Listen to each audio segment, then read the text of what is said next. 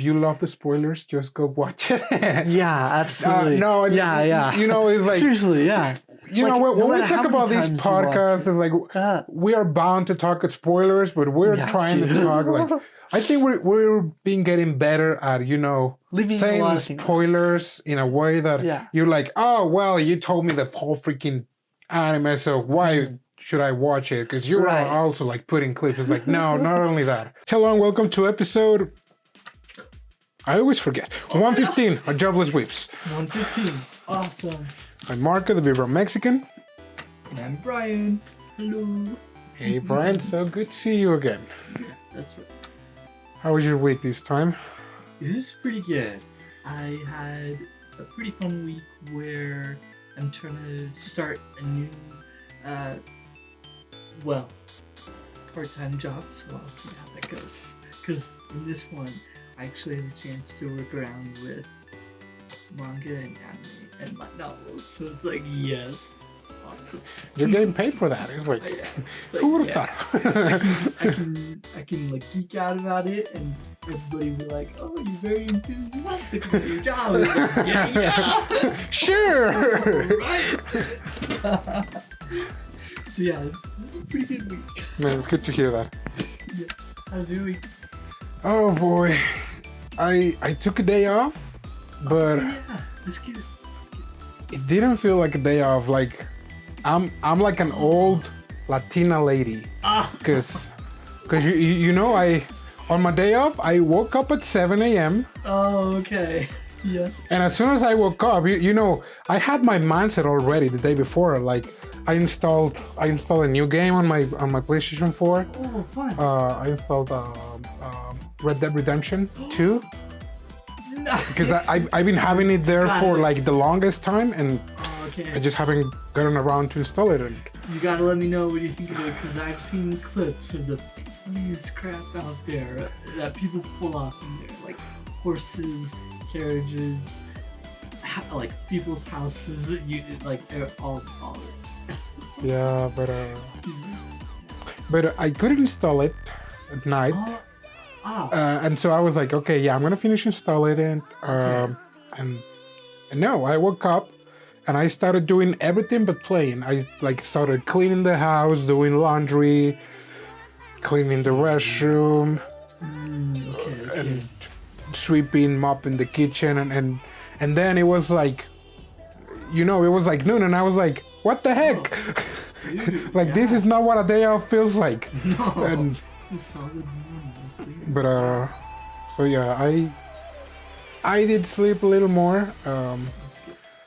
But yeah, I feel that in order probably for me to actually kind of like rest and have a day off, I need to go out somewhere. Okay. Because otherwise, yeah, I just feel like, another Saturday, another Sunday, and it's like, oh man. So it was nice, and I did play. I did end up playing a little bit. Oh, that's good. But yeah, I was like, why am I like this? Today, we have a really good anime movie. Exception. And oh boy, it hits you in the feels. Yeah, she dies at the end. Oh no! Yeah. Spoiler alert, you don't know actually how. Right. You just know that she dies at the end. Yep, you just jump right in. It's already like over. It's like, what the heck? Why? Yeah, at the beginning, it's like, oh yeah, she's dead. It's like, yeah. Where's the remote? Where's like, it's just exit button? 15 seconds in, and like, what's happening? Yeah. So yeah, this is a really cool love story, because it's not your conventional love story, like like the Shinkai movies, because it's not even that. It's not even that. Yeah. Because like even Shinkai movies are not romantic movies. They're kind of like love stories in a way. Yes. Like Your Name, and like Suzume, and yeah, this one. Though I will say, this one, it kind of falls into a niche type of love story where the fate of one of the characters is death. But yeah, Yeah. it is a very unique love story. I mean, if you put it that way, like, if she hadn't died, it would have probably been a romantic movie. One of those cringy ones. Cringy romantic, yeah. Yeah. Borderline rom-com, but it's not quite funny. Yeah. But then again, if it was written with a different ending, maybe it... Yeah, well, anyway. but it's more a platonic because, that's what the setup decided. It's like, oh, well, she's dying, so... That's right, yeah. Like, there's really no point in making it a romantic story, because then it would have been a tragedy, like Hall. Oh. I see. Yeah. This is a great movie. This is called Kimi no Soiso wo Tabetai. Yes. Or I Want to Eat Your Pancreas. Mm-hmm. Which, let me tell you, the first time that I found this movie, I was like, okay, you got me and eating your pancreas. Oh, yes. You got me. Yeah. Because I was like, that sounds delicious. Right. He's like, in Mexico, we eat tacos out of almost everything. So okay, yes. I wouldn't say like pancreas. Maybe it's an exception, but hey, we can give it a try. But sweet. So yeah, whoa. Yeah, that piqued my interest. Like, I want you to eat your pancreas. Like, okay, that sounds unique. Yeah, I was definitely drawn to it when I, first tried it out. When I knew what the title was, I was like, I've got to know what this is. Like, what the heck? What context? You want to eat somebody's pancreas? Yeah, I went in with either like I don't even a foodie remember. or a gory mindset. Right, yeah, I don't even remember if it was that for me or even if somebody recommended it to me. I'm not sure. I can't remember. But yeah, I was like so drawn into this. Oh, side note, I even brought this particular novel up with my book club and we read it, and it was quite the experience. Oh, really? I mean, I did notice that you brought Oh, yes. Yeah, two books. Oh, yes. Let me hide the second book for now.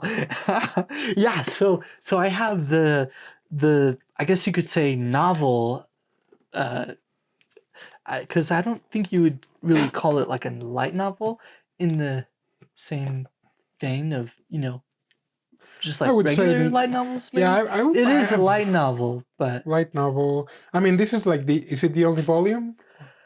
Yes, this is the whole story. Yeah. Yeah, this is how books should be. Like, yeah. I know, right? Not too thick and they're like concise and it's very readable. Yeah. Yeah, I like it.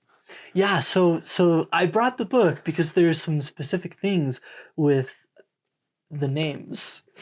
Because if you've only seen the movie, have you looked into the book? I'm not sure. No, I haven't. So okay. I'm interested in... having looked into both, the names are especially unique and interesting. Because the movie, of course, has some special things about that, according to his character. But in the book, you really see it, like with your eyes, and it's wow, it blows your mind. Well, anyway, so I have the novel. I got it, I think before I did it with my book club, and just the artwork is, it's just so beautiful. I love the artwork. I really like it. So good. It does look different than the anime here in the picture. Yeah, so. it is a little different. Yeah. And I guess it is I like light these novel like officially. pastel colors. Yeah. Really subtle. It is so beautiful. Man, but I guess we should just go ahead and start and mix in the book with the movie a little bit since you have some knowledge about it. And so the movie, as we said, it starts with almost the ending. Yeah. Or like, I would say after the climax of the movie. Yes. That's where it starts. Yeah. It starts at a funeral. Mm-hmm. We see, the picture of a girl. Yep. and a bunch of and it's students a young girl crying. And we have our protagonist saying like, yeah, everyone is there, kind of like paraphrasing. It's like, but not me. Mm-hmm. I'm here, hold up. Yep. And you know, it's a gloomy. You know, yeah, he's in fetal position, and he's like, he's not feeling it today. Yeah. And then there's another time skip where he's talking with the girl in a library. And the girl is, you know, making small talk while they're organizing the books. Mm-hmm. And she's like, hey, I saw on TV about how people in ancient times, they would eat whatever stuff it was related to that illness. So if they were... Yeah, or some ailment. If they had some ailment in their stomach, they would eat, you know, stomach. Yeah. And so he's like, so you're just a cannibal. And she's like, no, like, you're the only one that I can ask, you know, because... Oh, yeah. Because you know my situation. And it's like, so, can I eat your pancreas? And then you go back again to the very beginning. And he says like, yeah, it was April when everything started. Dang freaking April. Yeah, freaking April. I have some choice words for that month. But anyway, it's the hospital scene. It's the waiting room, or kind of like the reception area with a lot of seats. And he's sitting there. I think it's just a regular checkup for him. Yep. And he sees a book laying in the bench. Yeah. And nobody around. Yeah. Like, it's... So like it falls, and he's like, oh, he's going to pick it up. And he sees the title. It says Living with Dying. And so he starts reading a few pages because he's a book enthusiast. Yeah. So it's like he likes reading a lot. And then a girl comes and is like, hey, that's mine. And he's like, oh, yeah, sorry. Here you go. And... like, you know, his turn comes up for his check, and he's like, all right, see ya. And so she's like, so is that it? Like, because you read it, what do you think about it? And he's like, yeah, typical, you know, normal, typical teenage response, non-committal. Yeah, especially because this guy, it's a hardcore introvert. Yes, and aloof, standoffish, typical guy. Yep. So at the same time, it's like, even if he had some inner thought, he's like, oh well, not my problem. Really? Because like, it sucks, I guess, but not my problem. So, bye. Right. And she's like, basically, I thought you would be shocked or. Something. Basically, yeah. She's really, really like interested in him because of that different reaction. Because anybody else that would see that would be like, totally like maybe freaked out, a little awkward. Well, the social rule is like, I'm so sorry to hear that. Yeah, like, are you okay? Exactly. Start kind of like treating them with pity. With pity, yeah. Pity, He's yeah. like, oh, I'm maybe so sympathy, but it comes or... off. Yeah, it comes off as pity. But no, he doesn't do that. He just mind his own business. He leaves the hospital. She's still following him, or as she calls it, hey, what a coincidence that I found you here. Yeah, she's a pretty unique personality herself. Yeah, and as they mentioned, she is the complete opposite of him. Because she's this very extrovert, energetic girl. Yeah. Who talks with everyone, and he's reserved to, his books. And that's all right. Yeah, over the course of the next several minutes, it's just her interacting with him, making her way into his life. Yep. Like any turn. Yeah, it's like, hey, I just want to hang out with you. And he's like, you know what? You said you had a couple of years of life left. Do what you want. And she's like, well, Yeah. I'm doing that, my dude. I'm doing what I want. Yeah. Because I want to spend this time with you. Uh-huh. And you know, it's like, yeah, it's like that. It's that extrovert adopting an introvert. It's like, hey, Yeah. I like you enough, so let's hang out. Yeah. It's exactly like that. And it's that relationship that starts because of her persistence of not leaving him alone. We kind of see it, you know, as kind of like an innocent thing. She wants to do whatever she wants, and he never really like tells her to go away or to really like, you know, piss off type of thing. So I think it also speaks volumes to how he kind of perceives kind of like his own little world. He's like, okay, I guess this is my fate now. Just like having her around. Exactly. I can live with that. It's just like, it's just one girl. It's like one person in my life. Yeah. No big deal. No changes. He never addresses her by her name all this time. Like, we know that her name is Sakura. You know, like the cherry blossom. That's right. And I liked how they make a lot of, you know, connections with, you know, the Sakura blossoms, waiting for spring, waiting for, you know, to bloom, and they made this connection about living your life however you want it. He never addresses her by her name because, you know, he's the gloomy guy, and she's Mrs. Popular. She has a lot of friends. She has like, you know, a helicopter mom friend. Oh yeah. Kyoko. Oh boy.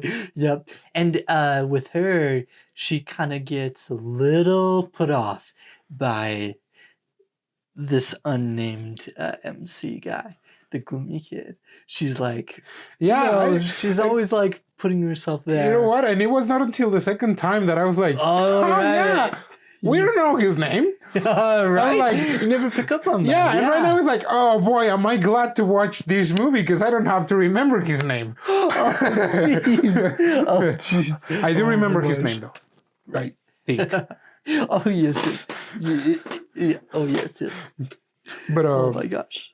But yeah, she has this group of friends that they're telling her, like, girl, like, why would you do that? It's like, you know who he is? Like, you know, he's the infamous... Yeah, he's the gloomy kid. Loner, gloomy kid. And which, you know, at the same time, it's like, okay, those are kind of like some baseless rumors. It's like, oh yeah, don't hang around with him because he's a loner. It's like, that's not a good argument. But freaking, I don't even know why that. Yeah, like, right? Because they were like, it's like a main he reads books. He's clearly a psychopath or something. yeah, something like that. It's something like that. Yeah, it's like, who reads books on this age where we have smartphones and streamers? He never talks to anybody else, so don't talk to. Yeah, I don't know. Like, sure, like people, they can interact with people they feel comfortable interacting with, but yeah, like when it comes to that, it's like, you couldn't really say who you shouldn't or right. That was a bit surreal because like, a delinquent. It's really just like. Oh yeah. Like, I can get it. It's like, don't talk with the delinquent, but it's like don't talk with him. He reads books. Right. Yeah, I have no idea. Yeah, like delinquents, at least there's like, okay, avoid them. They might like use you or hurt you or make you run errands. Like, right. Yeah, avoid those people. But it's very fascinating. It's very interesting. I never he read books. That's scary. Oh my gosh, it's so funny. But I mean, going on, like their interactions continue. Yep. They still hang out, you know, after school. She joins the library committee, in which, you know, she just has to arrange books with him. Yep. And she, of course, like talks with him, and he's always like there, and they start to converse with each other, and she finds it to be pretty different because he has like weird responses. And it's always like only he would respond that way because of who he is. But we kind of get the feeling, you know, she gets a kick out of it, you know. She like is drawn to him for some odd she's reason. a tease. She loves teasing. She enjoys teasing him up to a fault. Because she does goes, you know, over the line several times. And we'll see that. And you know, it comes like it is pretty uneventful, I dare to say. In which, like, you know, they're just hanging out, going to restaurants, going to the beach, you know, the occasional hanging out with friends. But then they're like, hey, you know what? Next break, I wanna go to somewhere else. Yeah. And so they do decide to go somewhere else. They stayed at a hotel room, like a fancy one, because they ended up in the same room. Yep. And they start playing like they have this conversation like she goes take a shower, he sees something in her bag, and he's like, and from our perspective, we don't really I mean, we don't really get a good glimpse of it from what I remember at the beginning. We just see his face. He's like, okay. Yeah, it's like... And then they start playing Truth or Dare. They play Truth or Dare. And you know, her questions were like really spicy. Oh, they were, yes. And his are like, meh.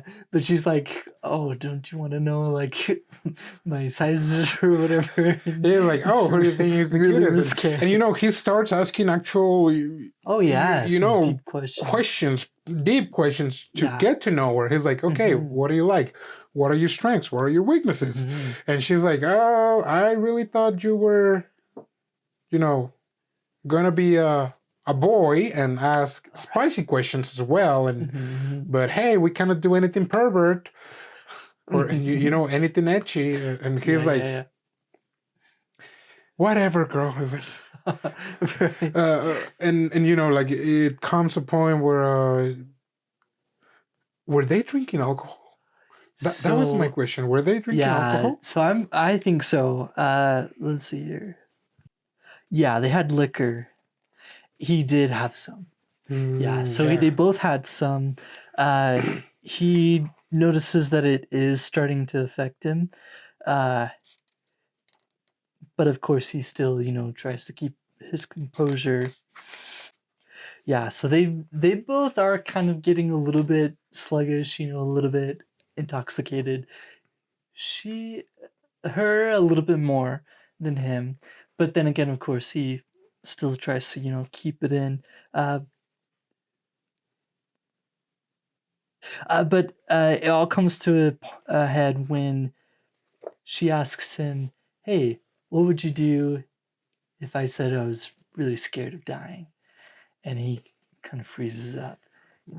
Right. And this is when you start to realize, you know, well, of course, you know, like, we know she's dying. And she's dying. And he knows she's dying. Yeah, he always knew. Because now, like, you see the perspective at, like, the face that he made when he opened her bag to take her lotion. Right. And he sees a bunch of, you know, a bunch of meds, syringes and stuff. That's right. And he's like... So he knows, like, there's a difference between intellectually knowing something and being emotionally invested, I guess you could say, at least one way of describing it. But thinking or realizing the situation and then it hits you. For him, this is when it really starts to make him realize. And so he kind of freezes up and he, you know, I want to say he's a bit of a coward. Granted, it's kind of his persona. Yeah, it's his persona because he is introvert. You know, introverts are they're usually not known for expressing themselves, right? And let alone going out on a limb. Because also before that, when he Princess carry her. Oh yeah. She was like, To hey, bed. he's like, you have to carry me to bed, or you have to tell me Answer 3 things you like about me. So he's like, okay, carrying you doesn't feel that bad. Yeah. And yeah, it's like maybe a little bit of embarrassment, or I don't know. And it wasn't. It also was that he didn't know how to articulate it. Yeah. Just like that. Yeah. Because he froze, and it was either, what would you do if I tell you that I'm scared to die, or sleep in bed next to me. Yeah. No buts. And so he's like, okay, I'll go to bed. He chooses to go to bed in the bed. Yeah. Of course, it's a big bed. Because she's putting him on the spot, and I kind of like got it after a little bit, because she was, Sakura was making our protagonist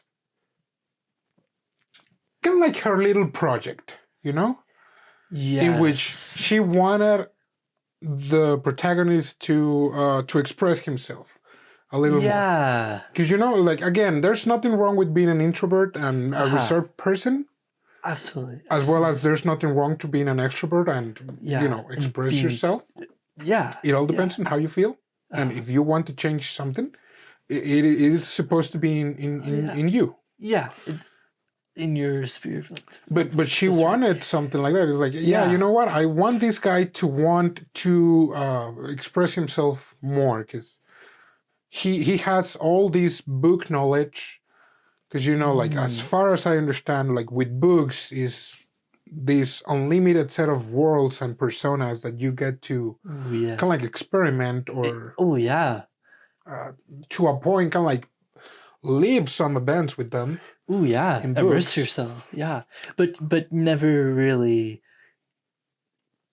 putting it outwards. Yes. But it's always inwards. That's interesting. So you kind of thought that she was trying to maybe challenge him, even? Yeah. To okay. Desire to change himself.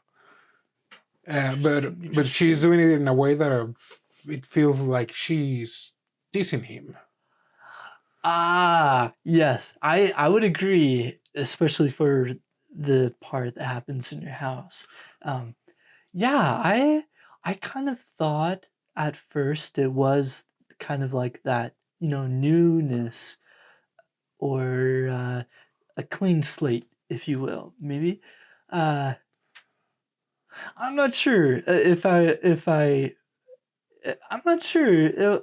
Maybe it did kind of turn out that way. Yeah, I mean, a part of me wanted to think she wanted him to to change because he wanted to, not because it was her little project per se. Yeah. But because she was like, hey, he seems like a cool dude, but being holed up always is not going to do any good for him. Yeah. So and that's her motivation. And kind of it was kind of like an experiment, because she wanted to know how far she could take it until it came a point where it's oh crap, this was too far. Yes. I agree with that. I agree with that. After this little escapee, or vacation, and that ends pretty okay. Of course, they were missed, and the parents were. Her friend was kind of put on the spot because of it. But okay, I could probably see that. Because right after that, Kyoko confronts him, and he tells hey, so what's your deal? Are you kind of a predator that you're after her body or something like that? Right, because we have mentioned one thing is that her little secret is only shared with the MC. And of course her family knows. Right, but because it's no one outside of nobody her outside parents and him know about her condition. That's right. So she's never told her friends at the school. So Kyoko has no idea. So that yeah, that's a very very important detail. Kyoko, she loses it with the guy, and she's kind of intimidating, and she goes off the rail. Well, and also you know, again, an introvert person, so it's like right. So what when an angry extrovert girl comes at he you, really is put on the spot. he's like up, and like what dog, right, because it looked like he was not saying anything, and you know, he just goes back to the library, and then she's like, hey, I have this one book that I don't like books, but I like this one book that I like. Just come to my house and I'll let you borrow. It's a book, and he's like, okay, yeah, I don't think I have read it. Yeah, it's the book of The Little Prince. The Little Prince. Yep, and it's her favorite book, and it's like, you know, pretty important to her. But this is when it really gets really complicated between the two of them.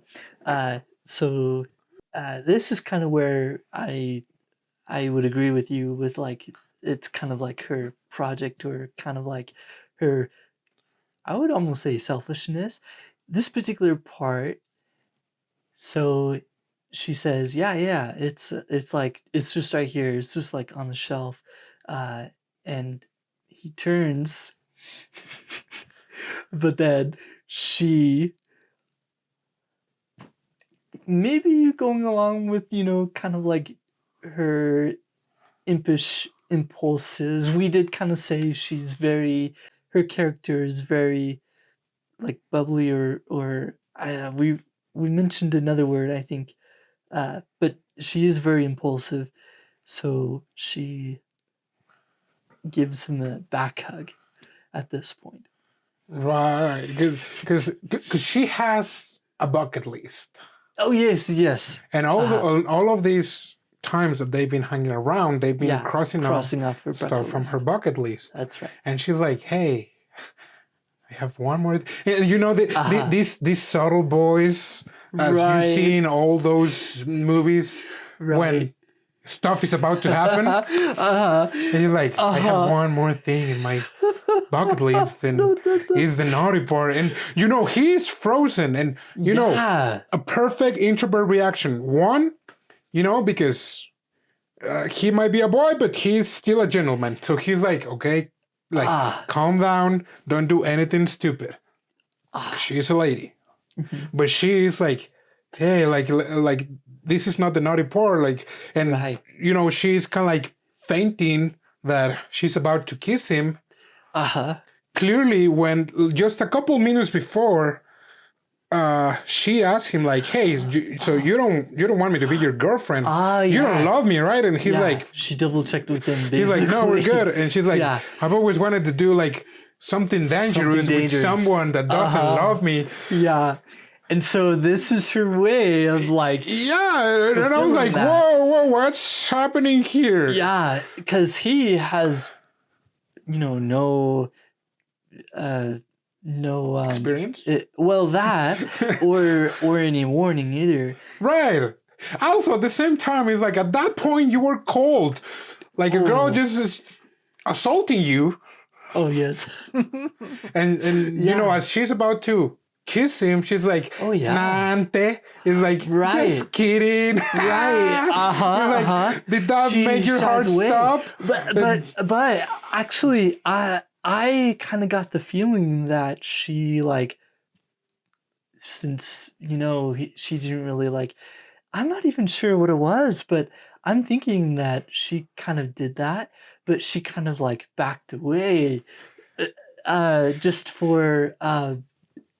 I'm not even sure what the feeling would be, but it'd be kind of like she was there, she was at the edge. I'm pretty sure she was gonna go for it, but then she was but then she thought twice. Oh no, how do I get out of this?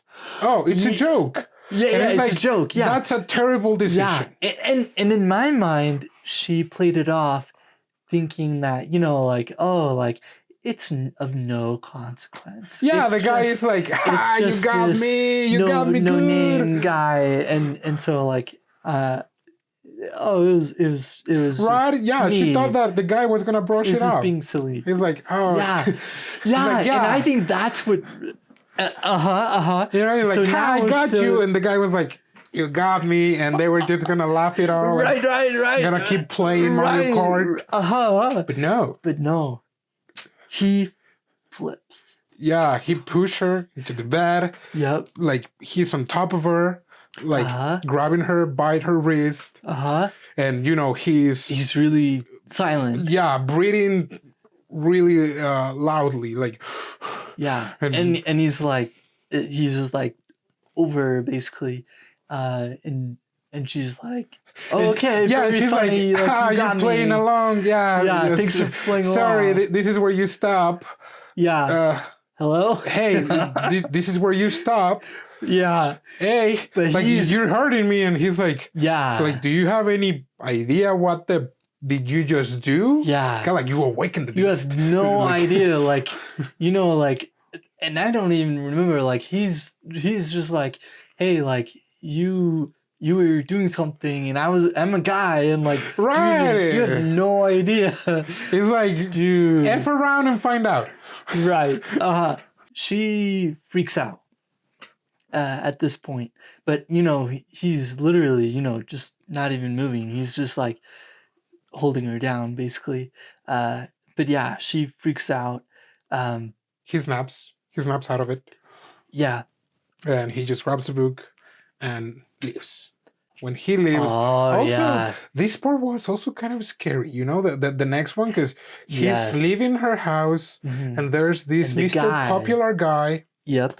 from his class, and he's like, hey, what are you doing here? I can. And he's like, oh, I just came for something. Like, do you live here? It's like, no.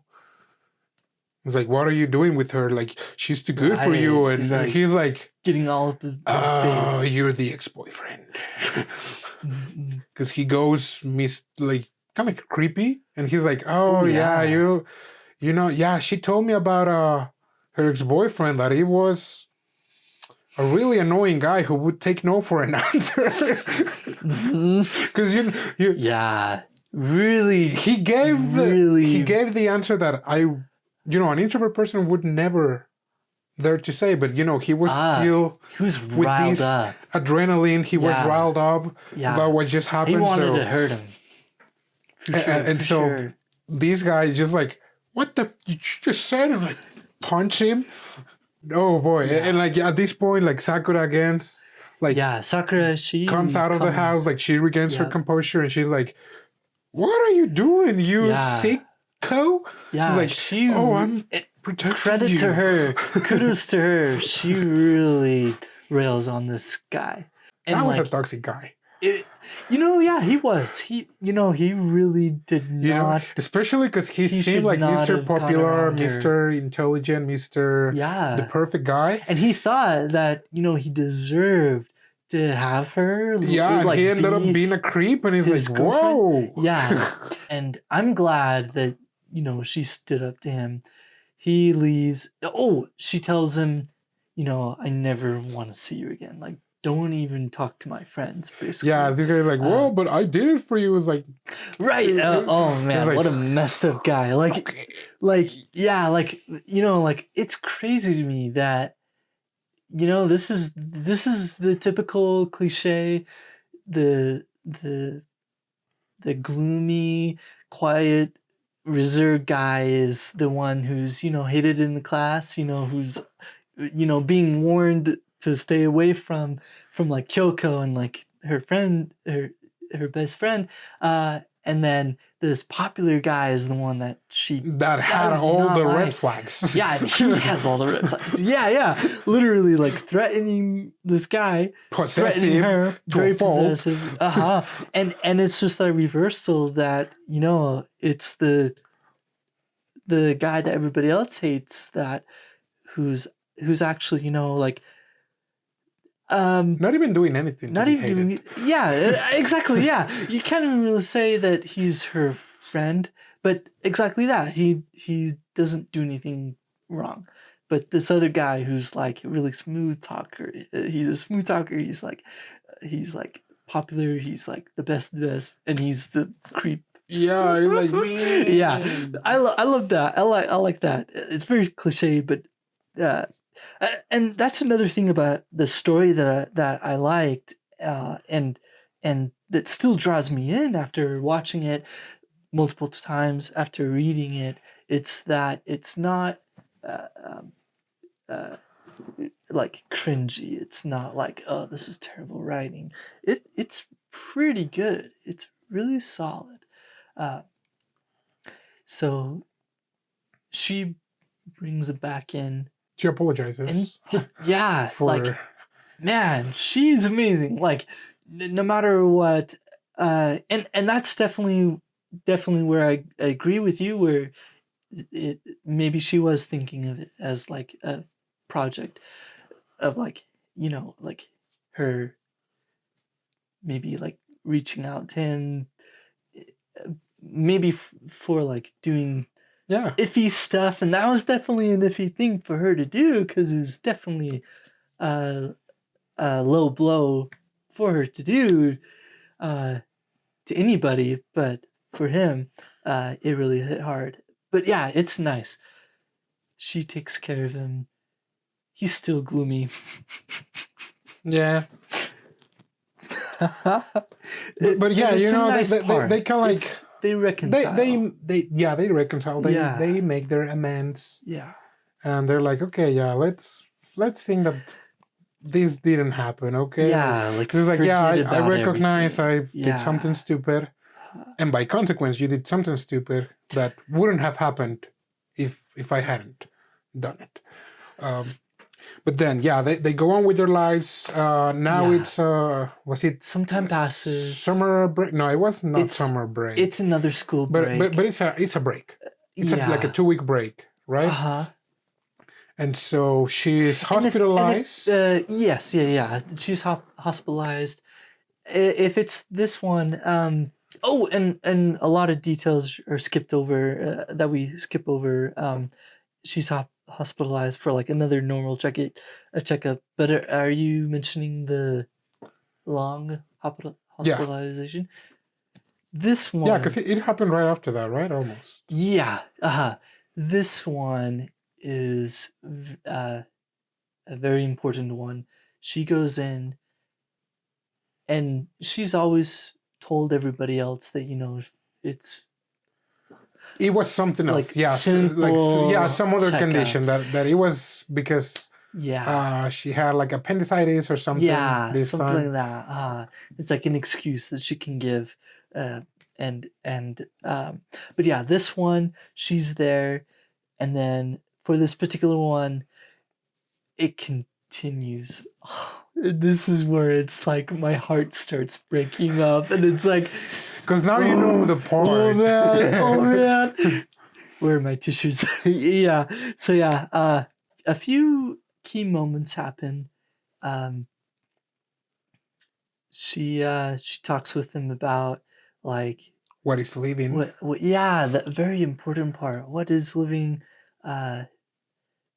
I like that part. It's incredible. Because like he goes to visit her and she's dancing. And I like that one. She's really cute. She goes back to her bed and she's so embarrassed. She like covers herself. Oh, it's so funny. And then he goes like, "Hey, so like what's leaving to you?" And so she, like I think that this is kind of like referencing The Little Prince, where she says like, "Oh, the connections, like." It doesn't matter, like, if it's the people you love, the people you hate. It's like the people you interact with. That's what's living. It's like making connections, making sure that you are alive. By having them acknowledge you. That's right.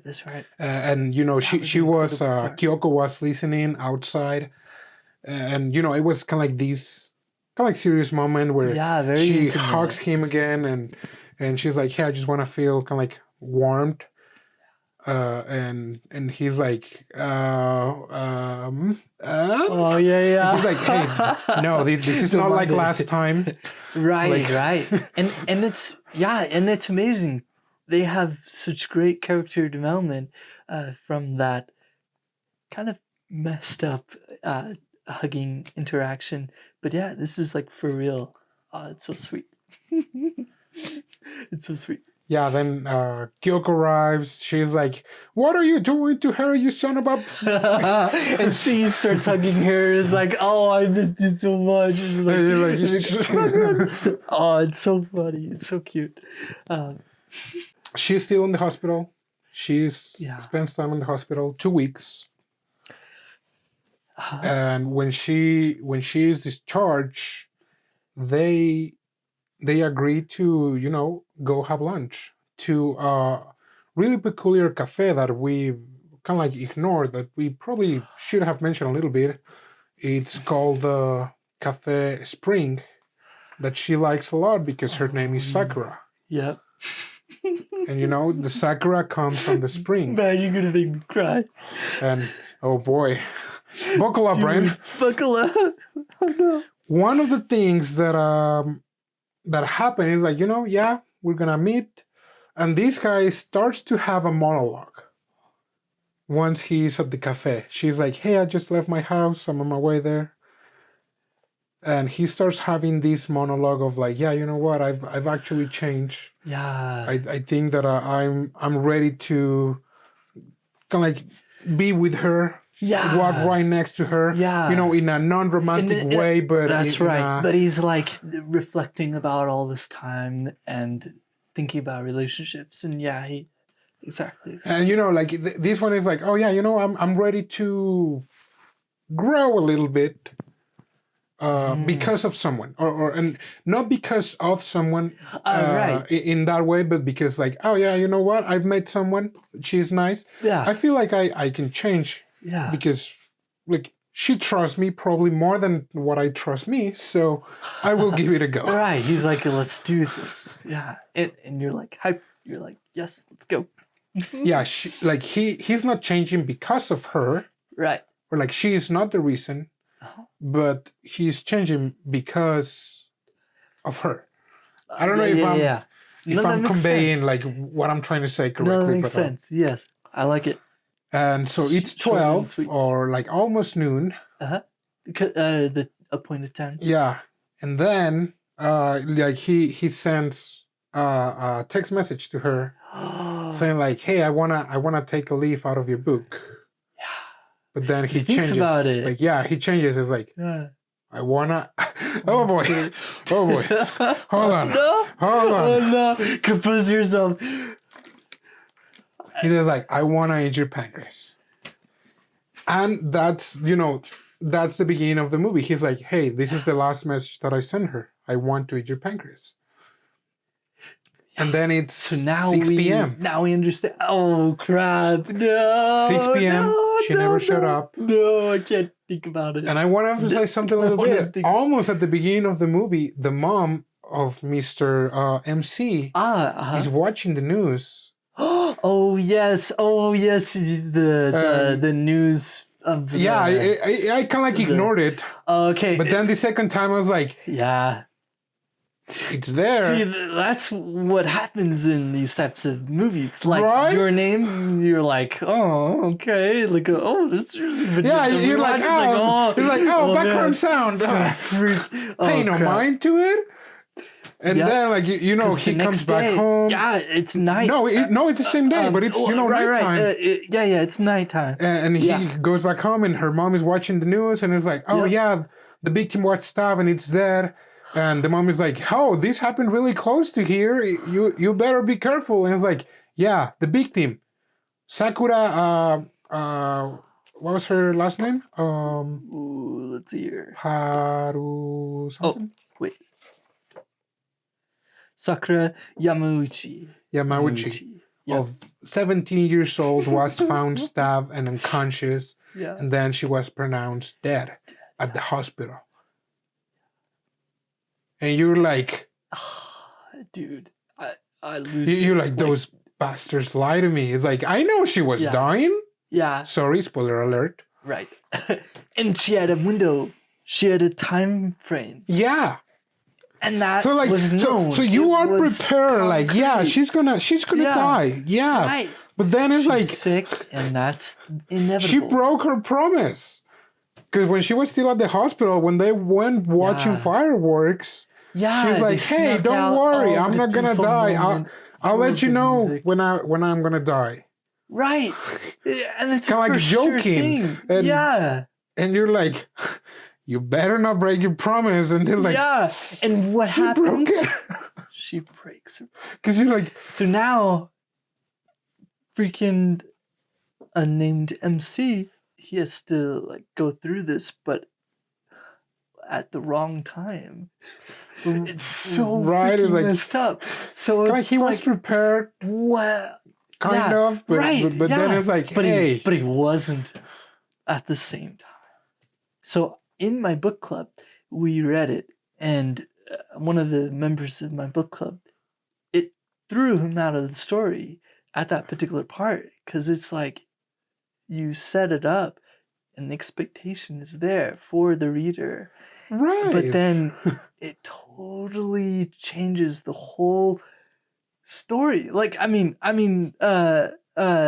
like unravels in a different way than, of course, the expectation that was set up. So it's like, it threw him out of the story, but it's like so different than everything, because nobody like everybody else didn't know, but when you come to this part, he didn't know either, since she was killed before her time. So for him, I kind of felt like well, of course it was unfair, like the timing, he felt it was totally unfair. You know, like all that precious time he could have taken or could have had gone.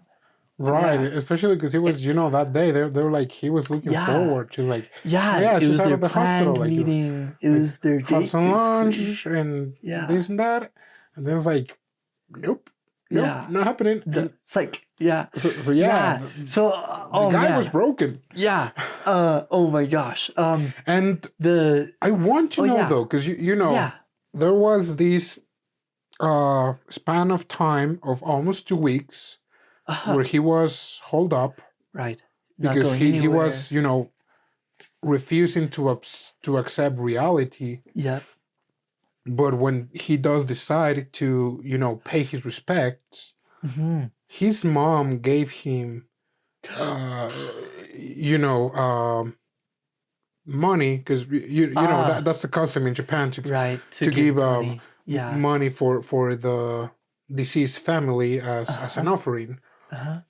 But does the book mention anything about the parents? So yes. Let's see here. I do want to know, because like the story is centered on the both of them, but they never really touch a lot of kind of like their outsides interactions. Yeah, hardly their friends either, except for, of course, the Kyoko. And she's not probably even, not even and that the guy. much. Want some gum? Yeah. And that was let me see. Oh, here we go. It's a 10,000 yen note. She just says, go and say goodbye. Yeah, no, they're very basically silent. They just have small talk. I think that's part of their relationship, is that they're not exactly estranged, but they aren't really like involved with his life. Right. Yeah, I mean, because the mom knows what's going on. Oh yeah, she definitely knows. There's really. I think she knows way more than he thinks. Oh yeah, that's a really interesting point about parents.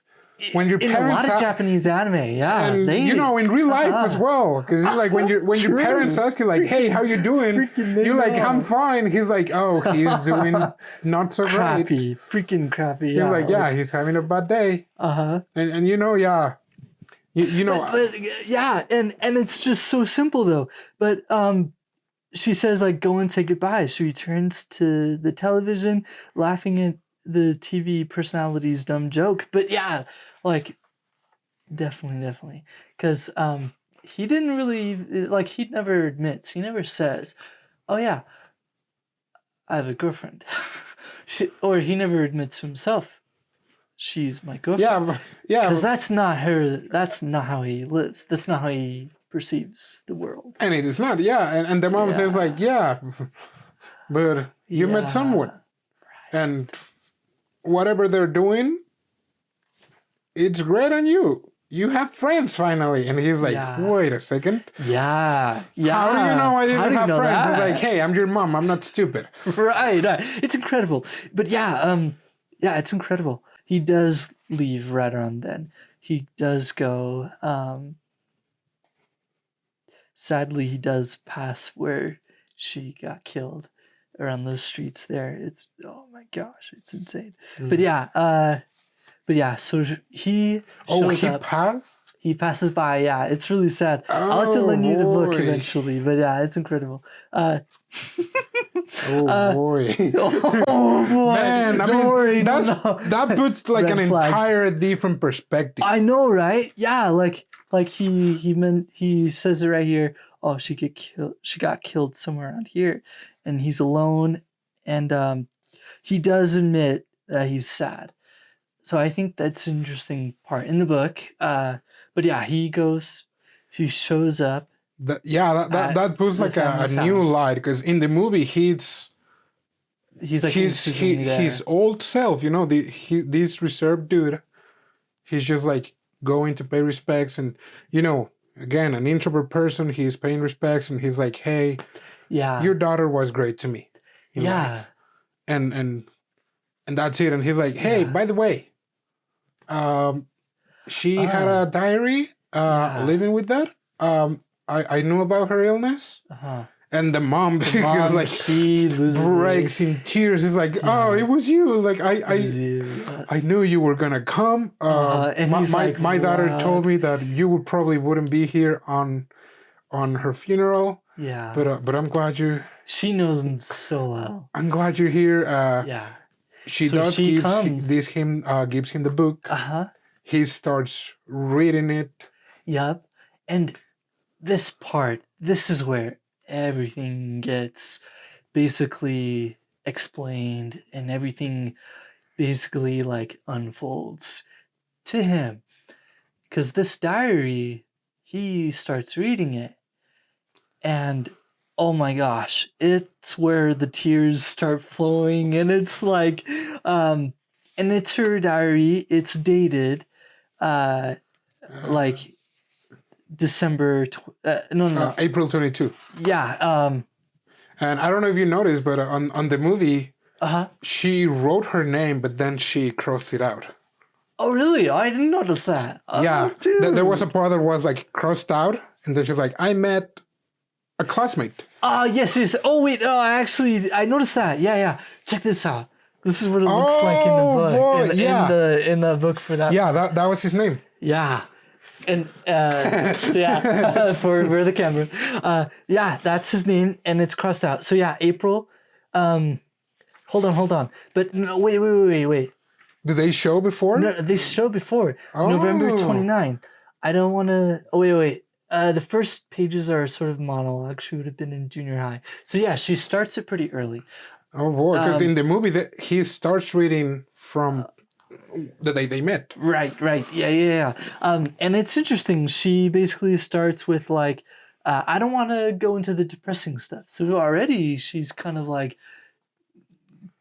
building her personality of, well, not really building, but always looking forward, always looking ahead, not looking at the downside. And I think that's I like this kind of books. I remember I read another book that was a lot like that. You know, like she was supposed to die, and she was like, I don't want to make this depressing, because it already is depressing.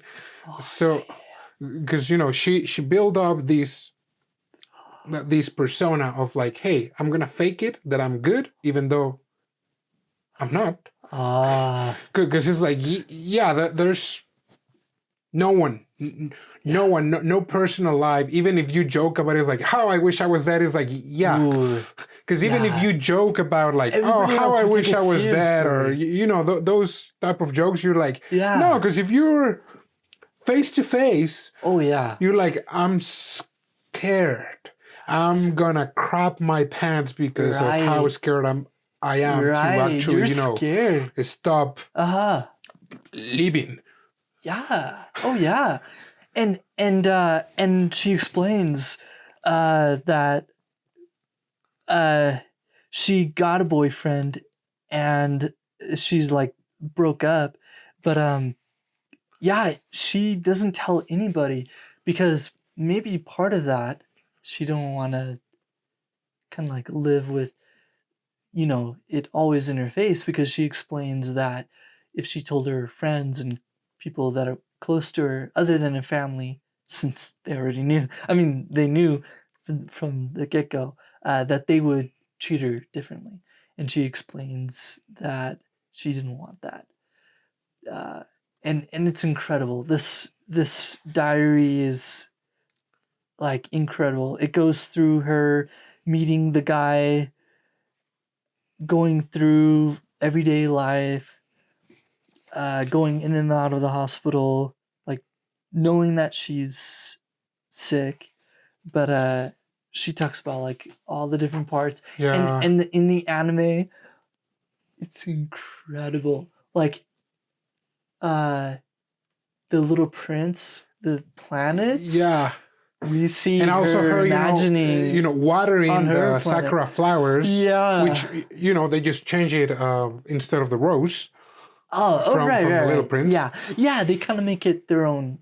I mean, like for her, in her world, and because you're like, they kind of made it like she was the Little Prince. And she has the connections with others.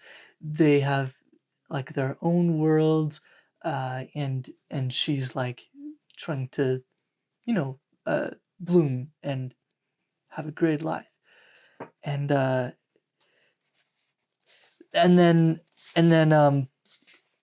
so in the diary it like ends.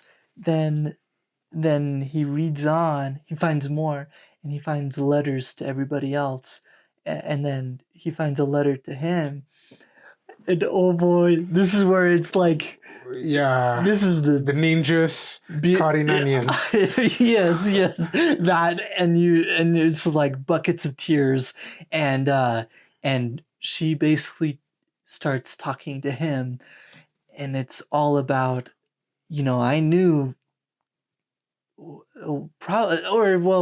she didn't really know, but she kind of like guessed and speculated why he never said her name or called anybody by their names, and she kind of like picked up on that and said, and why she did the same, she started up that, because we never hear her call him by name in the anime. The book is kind of interesting. I'll have to show you. It's pretty interesting. So in the movie, she never does. She never calls him by name. We never hear his name. Interestingly, there's one part, but she's like, hey, like, you never wanted to put people in a box. You never wanted to define who. Well, not even that. She kind of starts saying, hey, you were afraid of how other people perceived you.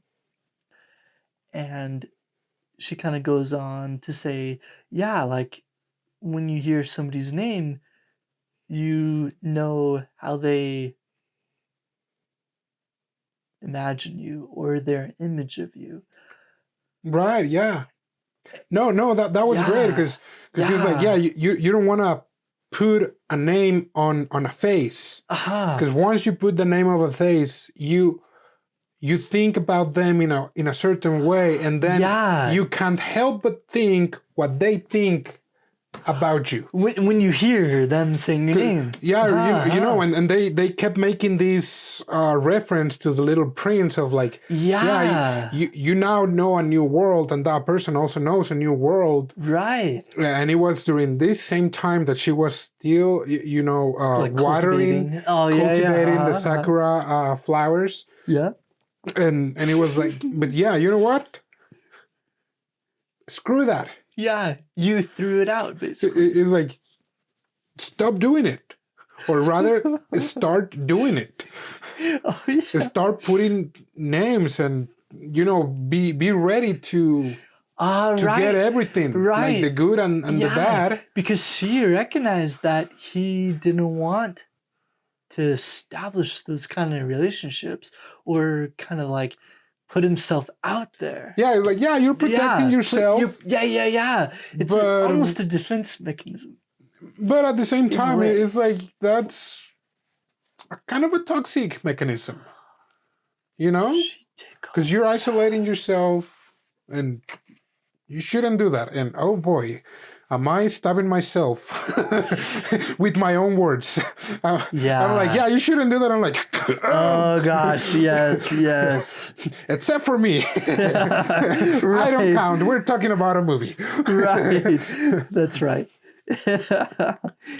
Yes. It's and it's beautiful. It's amazing. Like it's heartwarming. It's her farewell to him. Tell me like, hey, like, sorry, turns out you were kind of like my little project. Not because, I pitied you. Yeah. But because kind of like I saw your potential or something like that. Yeah, and she also admitted that she admired him to a point. Because in her mind, he built up his life in a way that she recognized.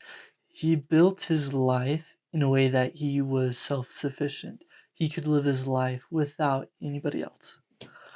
Which, it's which good. Is admirable. And also kind of like bad from her point of view, because she wanted him to stop having that life. In a way, yeah. But she also kind of like that. It was about this balance of like, hey, it's good that if you don't have anyone, you're still, good. Yeah. But hey, like some company, it's it goes along. Like having some company, it's not bad either.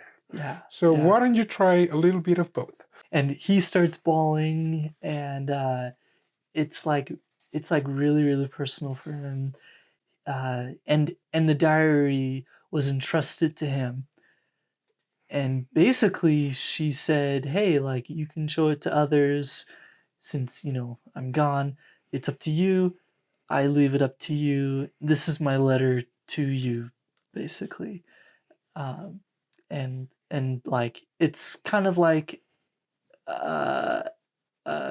promise, trust, but also kind of like a challenge in a way. And so he goes on with life. Man, this anime it's just like, it hits like just a little bit differently because of this. He has to live with this now with a great person that he knew that he was about to kind of like take next steps with, in like increasing or trusting more in their relationship. But now that's gone. Now he's like all alone again. And I think it's interesting that he has this choice now with this diary. And the greatest thing, he sets up a meeting to meet up with Kyoko, with the best friend. And oh boy, this is incredible. I think, how in Your Name, how the whole movie happens, but then it like all gets erased and like they kind of like meet each other at the very end. Oh yeah. I kind of see this part as like the whole movie was just for him. It's like seeing a painting, but it's only your painting. Like only you have seen it at this point. But then you have this choice now of like going out and like showing others what you see. So like for him, I think this is his point of like taking the whole movie and then it's like a bottleneck, squeezing into this choice, and then now he can go out and do something. Yeah. And he goes, the best friend, she's livid. Like, I wouldn't have been surprised if she tried strangling him, yeah. She hates his guts. She does hate his guts. And she's like, no, like, I cannot forgive her. I cannot forgive you. Like, how could you not tell me? Let alone her best friend telling her, but it's like she hates his guts. Kyoko says like, I hate you. Like, she slaps him. Yep. She leaves the cafe, and he's like, oh well. Yeah. But then he's like, he's like, oh yeah, I was gonna change. He changes. Let me go back. Because and so he starts chasing after Kyoko, and he's like, hey, so yeah, you probably don't like what what I did, even though I promised her. Right. Because you're like, it's a promise to her. She said like, hey, don't tell a soul about it. Right. And he's like, no worries, I don't have friends. Right. And it's true. But, and so he kept his promise because what was going to happen? What if he would have gone to Kyoko? He's like, hey, do you know that she's dying? Kyoko would have killed him. Yeah. And what else? She wouldn't have been able to do anything else. It's like if his his social life was non-existent. Yeah. If he would have told Kyoko like, hey, like she's dying, she would have destroyed him socially. It's like, oh, she's threatening Kyoko, or it's like, and that would have been it. There, Sakura would have still passed away, and so he's like, hey, I'm sorry. I hope you forgive me. Which there was really nothing to forgive, because it's like she was. Kyoko felt wrong. Yeah, she hated that she couldn't. I mean, she could have. I mean, that goes into the whole like, she could have said goodbye. She could have acted differently. But then, what point would that be? Okay. So the way it ended up being the MC, going out, having changed from this relationship with Sakura, and he just going out and pretty much like, hey, challenging Kyoko. If you forgive me, can we just be friends? Because it's like, it's like, just that, it's like, just that. Not saying like let the past be in the past, but it's like, hey, right, like, you're pretty mad about being, left behind, but hey, now at least you can read, the reasoning behind why. Because precisely for this, because of this, right, of why she didn't tell you. Kyoko flips out. Yeah, seriously. But amazing. The end credits is like a year after they're visiting her grave, and he's like, "Hey, you know me. I like to complain, and let me tell you, oh boy, like it's been a year. And nothing's been easy. But I'm hanging in there." And it's the both of them, and he just like looks up to her and is like, "Hey, let's be happy together." Yeah. And she's like, "Are you just confessing to me? Yeah, dude. You're creepy." And he's like, "Dude, oh my gosh." And he's like, you ruined the moment. He's like, "That's not what I meant, and you know it." They're like, "Hey, like we gotta get going." And they're going to Sakura's house for and she gives him a meal. Some gum. They're like, "Oh boy, that dude was the lucky one." Dude, he's the lucky one. Inside jokes. Dude, I totally thought like the two of them, but like. No, it wouldn't have been good. Yeah.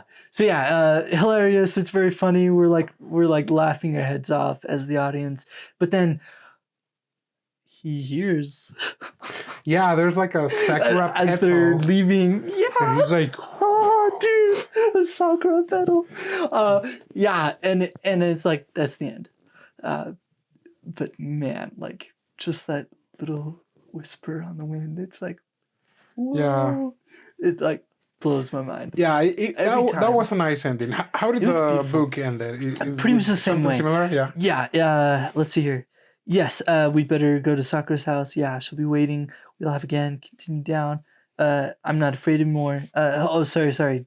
Before he says that, let's see here.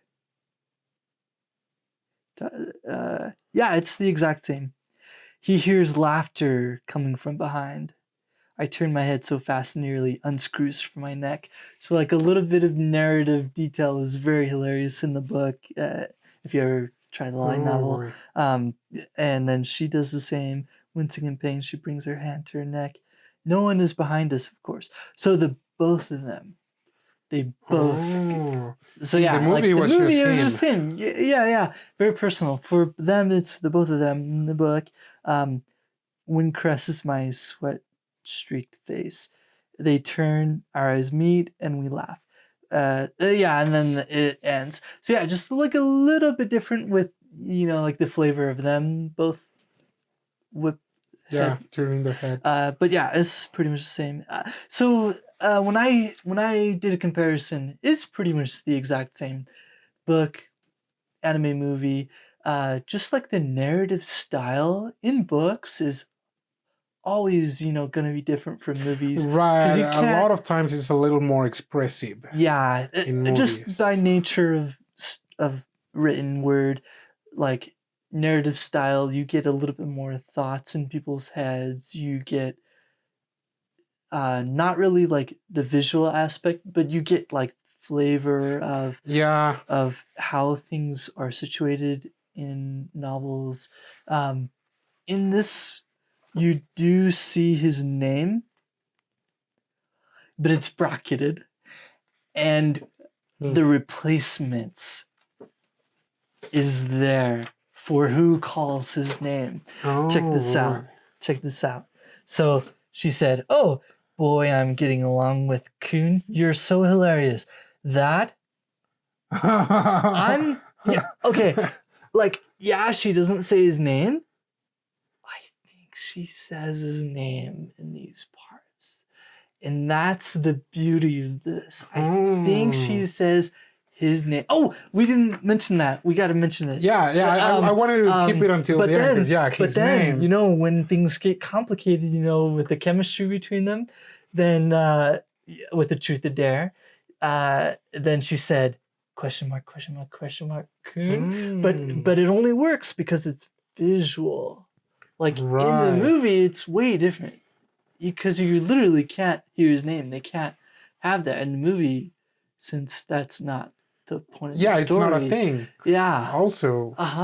So they just have it totally bracketed and left out. And then all the parts where Kyoko is calling his name, it's always like, boy who I would like hit, or I don't know. Oh, really? Not that, but other things that get similar points across, like Gloomy Kun is like another one, or something along those lines. Interesting. Here we go. Yo, unremarkable classmate. So that's like for everybody else. That he said his name. Then so people know his name.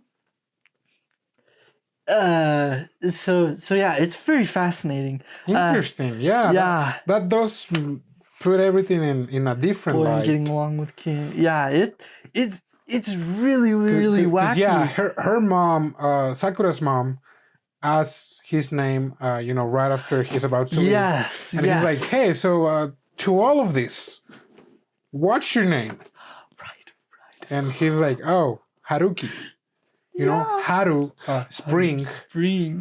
Which Haruki. For the entire freaking movie, it has been a reference to, Sakura blooms in wait for the spring. In the spring, at the right time. And he was like, well, in a way, you were like the perfect person to be with, to spend my daughter's last moments with. Yeah. Because you're like, you were kind of like her spring. And it's like, oh boy. They're like, oh man. Because he's like, that's the most cute and non-romantic thing that I've ever heard. Seriously. Yeah. It's beautiful. And that's like the whole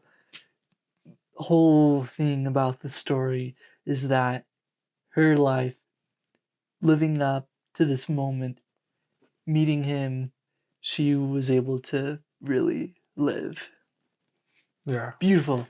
And The Little Prince, because of this anime, I got The Little Prince myself. Oh, and really? I read it. And had you read it before? I not before, actually. Oh, okay. So when they got to that, I was like so out of the loop. I didn't even know what those planets were she was going around, and it was all a dreamscape to me, you know, like fever dream. but after watching it for the first time, I was like, you know, I have to look into this. I need to know the context. Like, who the heck is this Little Prince? And so I got the book myself. I read it. I went back to the anime. I got the light novel of I read that book when I was in high school. Oh, there you go. First time. So you knew it before. Yeah. I've actually read it in Spanish and in English. Oh, there you go. And I think there's a movie as well of The Little Prince, an animated movie. There's like a little adaptation. My brother likes that one. Yeah, it is a nice one because you know, like The Little Prince is all of this concept of enjoying life, kind of like connecting with your inner child. Yep. And kind of like